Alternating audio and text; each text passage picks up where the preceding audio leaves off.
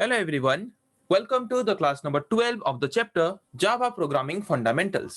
तो last class में हमने इफ स्टेटमेंट के बारे में पढ़ा था और उसको प्रैक्टिकली करके देखा भी था। तो आज हम पढ़ेंगे और एक तरह के कंडीशनल स्टेटमेंट के बारे में जिसका नाम है इफ एल्स स्टेटमेंट। तो इफ एल्स स्टेटमेंट हम कैसे यूज कर सकते हैं उसके बारे में देखते हैं। ओके, तो इफ स्टेटमेंट में क्या था कि इफ स्टेटमेंट में हमने जो कंडीशन इफ में हमने दिया वो कंडीशन अगर सेटिस्फाई करता है तो उसके अंदर जो ब्लॉक ऑफ स्टेटमेंट है वो उसको एग्जीक्यूट करता था। अगर वो कंडीशन सेटिस्फाई नहीं करता था उसको इग्नोर कर देता था, एग्जीक्यूट नहीं करता था। ओके, जावा प्रोग्राम एग्जीक्यूशन करते वक्त। पर अगर हम इफ एल्स स्टेटमेंट यूज करते हैं तो ये एक ऐसा कंडीशनल स्टेटमेंट है जहां पे क्या होता है कि अगर हम इफ के अंदर जो कंडीशन दिए हैं वो कंडीशन अगर सही होता है तो उस इफ स्टेटमेंट के अंदर जो मल्टीपल नंबर ऑफ स्टेटमेंट्स है वो उसको एग्जीक्यूट करता है। कब? जब ये कंडीशन सही होता है। तो अगर इसका कंडीशन सही नहीं होता तो एल्स के अंदर हम जो स्टेटमेंट रिप्रेजेंट किए हैं वो स्टेटमेंट वहां पे क्या होता है, एग्जीक्यूट होता है। वही लिखा है, it is a selection statement और कंडीशनल स्टेटमेंट इफ एल्स एक ऐसा कंडीशनल स्टेटमेंट है जो कि एग्जीक्यूट करता है एक ब्लॉक ऑफ स्टेटमेंट को if the specified condition is true.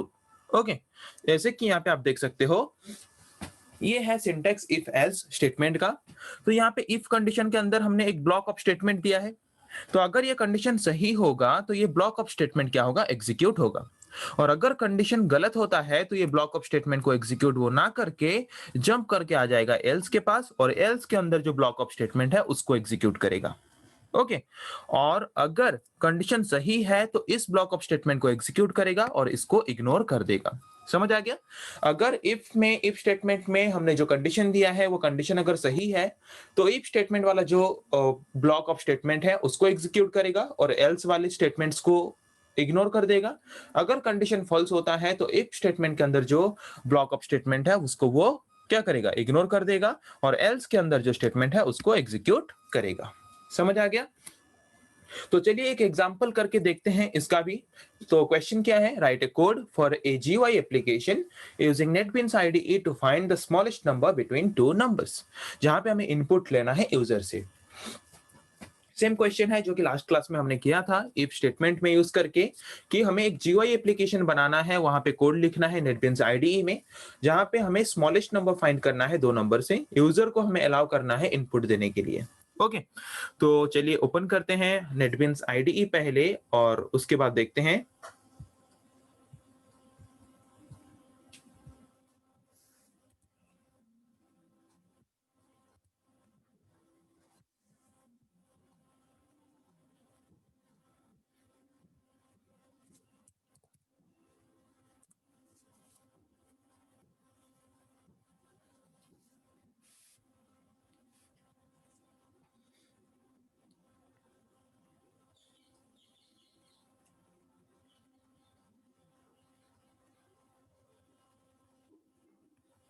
तो यहाँ पे नेटबीन्स आईडीई ओपन हो चुका है। तो यहाँ पे हम और एक फ्रेम ले लेते हैं।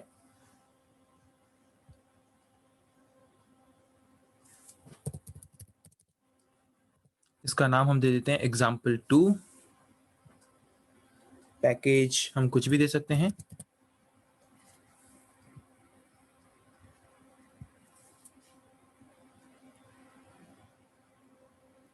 अभी हमारा फॉर्म यहाँ पे क्या है, जे फ्रेम फॉर्म क्रिएट हो चुका है। तो इसके अंदर हमें क्या करना है, इफ एल्स स्टेटमेंट को लेके एक जीयूआई एप्लीकेशन डेवलप करना है, जहाँ पे यूजर को हमें दो नंबर इनपुट करने की फैसिलिटी प्रोवाइड करनी है, जहाँ से यूजर जो दो नंबर इनपुट करेगा वहां से जो स्मॉलेस्ट नंबर है हमें यूजर को वो स्मॉलेस्ट नंबर फाइंड करके देना है। ओके, तो पहले लेवल लेते हैं। फर्स्ट नंबर के लिए एक लेवल, सेकेंड नंबर के लिए एक लेवल और स्मॉलेस्ट वैल्यू दिखाने के लिए और एक लेवल, तीन ठो लेवल। और उसके बाद बटन लेंगे जिसको क्लिक करके यूजर रिजल्ट देख पाएगा और उसके बाद लेंगे टेक्स्ट फील्ड जहाँ पे यूजर इनपुट कर पाएगा और एक टेक्स्ट फील्ड जहाँ पे रिजल्ट दिखाएगा। Okay, ready? तो अभी इसका साइज थोड़ा कर लेते हैं बड़ा।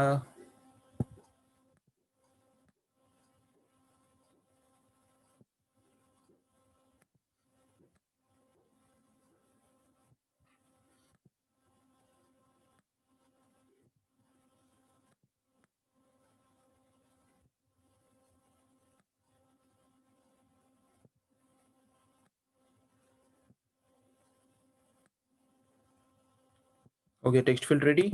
बटन, बटन भी रेडी।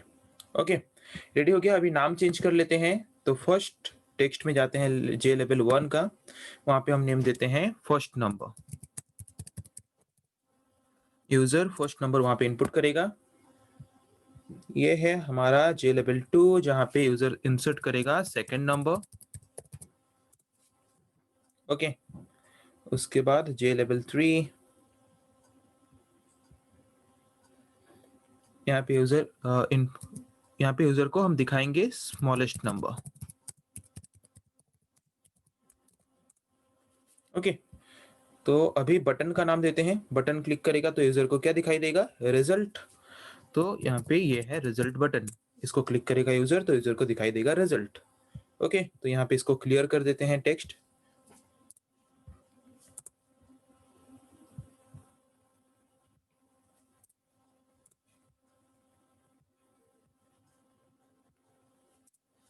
Okay, ready.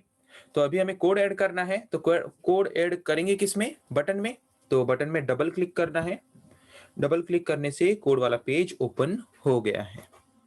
ओके, तो यहाँ पे हमें कोड ऐड करना है। तो कोड मतलब क्या? पहले यूजर से हमें दो वैल्यू इनपुट के हिसाब से लेना है। तो जो दो वैल्यू लेंगे उसको हम दो वेरिएबल में स्टोर करेंगे। एक ले लिया मैंने इंट ए और एक मैंने ले लिया इंट बी। ओके, तो फर्स्ट वैल्यू जो लेंगे वो कौन सा टेक्स्ट फील्ड से लेंगे, देख लेते हैं कौन कौन सा टेक्स्ट फील्ड हमने यूज किया है। यहाँ पे आप देख सकते हो यूज किया गया है जे टेक्स्ट फील्ड 1, जे टेक्स्ट फील्ड 2, जे टेक्स्ट फील्ड 3। ओके, तो फर्स्ट वैल्यू जो यूजर इनपुट करेगा वो कहाँ पे इनपुट करेगा? जे टेक्स्ट फील्ड 1 में। तो फर्स्ट वैल्यू जो इनपुट होगा वो कहाँ पे इनपुट होगा? जे टेक्स्ट फील्ड 1 में। ओके, और जो जे टेक्स्ट फील्ड 1 में जो भी वैल्यू इनपुट होगा उसको हमें क्या करना है? रिटर्न करना है एक वेरिएबल में स्टोर करके रखने के लिए। तो वैल्यू रिटर्न करता है कौन सा मेथड? Gate text method. तो यहाँ पे हमने यूज किया गेट टेक्स्ट मेथड को। ओके, हो गया। पर जे टेक्स्ट फील्ड में जो भी हम इनपुट करता है यूजर वो टेक्स्ट के फॉर्म में होता है, पर हमें तो नंबर चाहिए। तो इसको नंबर के फॉर्म में कन्वर्ट करने के लिए, इंटीजर वैल्यू के फॉर्म में कन्वर्ट करने के लिए हम यहाँ पे यूज करते हैं क्या? Parse int method, integer dot parse int. Okay, तो वो क्या करेगा? टेक्स्ट फील्ड में यूजर जो भी वैल्यू इनपुट करेगा वो उसको कन्वर्ट कर देगा इंटीजर वैल्यू के फॉर्म में, और कन्वर्ट करके उसको स्टोर करके रख लेगा हमारे ए वेरिएबल में। ओके, उसके बाद आते हैं दूसरा। यहाँ पे भी सेम प्रोसेस है। दूसरा वैल्यू जो यूजर इनपुट करेगा उसको इंटीजर फॉर्म में कन्वर्ट करेगा, पार्सिंट मेथड। तो यूजर जो दूसरा वैल्यू इनपुट करेगा कौन से टेक्स्ट फील्ड में इनपुट करेगा? जे टेक्स्ट फील्ड 2। वहां पे भी हमें उससे टेक्स्ट लेना है, तो इसके लिए हम यूज करेंगे gate text method. Okay, ready. Value हमने एक्सेप्ट कर लिया, और एक वेरिएबल हम लेंगे यहाँ पे इंट स्मॉलेस्ट, जिस वेरिएबल में कि हम स्मॉलेस्ट वैल्यू को स्टोर करके रखेंगे। बाय डिफॉल्ट उसका इनिशियलाइज हमने वैल्यू क्या 0। तो यहाँ पे अभी कंडीशन देंगे, इफ हेल्स स्टेटमेंट को यूज करेंगे। If A less than B, अगर ए छोटा है बी से, तो वहां पे हमें क्या करना पड़ेगा? अगर ए छोटा है बी से तो स्मॉलेस्ट वेरिएबल हमने जो लिया है, स्मॉलेस्ट वेरिएबल में हम जो छोटा वैल्यू है उसको स्टोर करेंगे। छोटा वैल्यू कौन सा है? ए को स्टोर करेंगे, और उसको दिखाएंगे हम किस टेक्स्ट फील्ड में? और एक टेक्स्ट फील्ड हमने लिया था जे टेक्स्ट फील्ड 3। जे टेक्स्ट फील्ड 3 में उसको स्टोर करेंगे, उसको सेट करेंगे। तो सेट करने के लिए, कोई भी टेक्स्ट फील्ड में वैल्यू सेट करने के लिए हम यूज करते हैं सेट टेक्स्ट मेथड को। तो यहाँ पे हम यूज करेंगे set text method. By using set text method हम उस मेथड में क्या करेंगे? वैल्यू को सेट करेंगे। तो क्या वैल्यू हमें सेट करना है? स्मॉलेस्ट वेरिएबल में जो वैल्यू है उसको सेट करना है।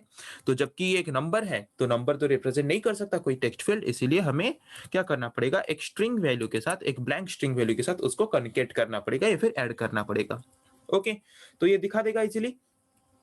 तो अगर इफ स्टेटमेंट हमारा सही है तो वो इसको एग्जीक्यूट करेगा। अगर ये स्टेटमेंट हमारा, मतलब ये कंडीशन हमारा जो है, अगर ए स्मॉल नहीं है, ए लेस देन बी वाला कंडीशन अगर हमारा सही नहीं है, तो वो वहां पे ये जो ब्लॉक है, इस ब्लॉक के अंदर जो स्टेटमेंट है इसको एग्जीक्यूट ना करके एल्स के पास जंप करके आ जाएगा, और एल्स के अंदर जो स्टेटमेंट है वो उसको एग्जीक्यूट करेगा। तो एल्स के अंदर हमने क्या किया? अगर ए छोटा नहीं है तो छोटा कौन है? बी। तो स्मॉलेस्ट वेरिएबल में हमने बी दे दिया, बी वैल्यू को असाइन कर दिया।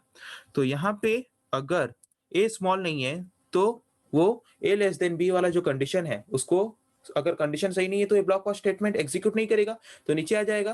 तो नीचे अगर आ गया तो अगर a स्मॉल नहीं है तो b स्मॉल है, तो स्मॉलेस्ट वेरिएबल में b का जो वैल्यू है वो स्टोर हो गया है।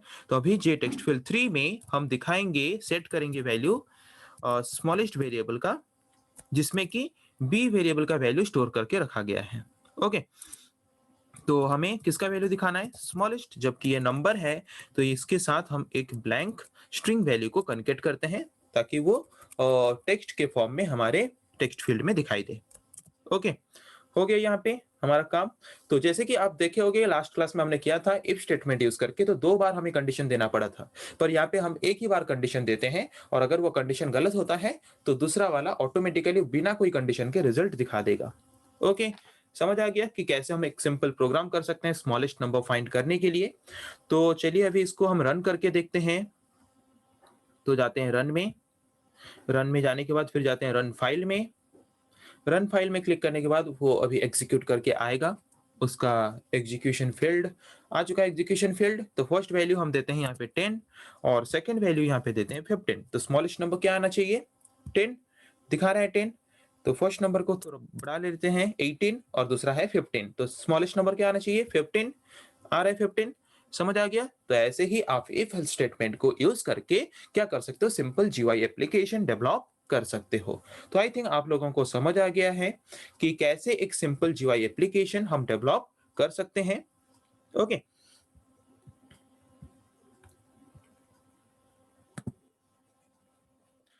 तो आई थिंक आप लोगों को समझ आ गया कि प्रैक्टिकली हमने कैसे इफ एल्स स्टेटमेंट को यूज किया, इफ एल्स स्टेटमेंट का काम क्या है, हम इसको क्यों यूज करते हैं। आज हमने इसको प्रैक्टिकली करके देखा।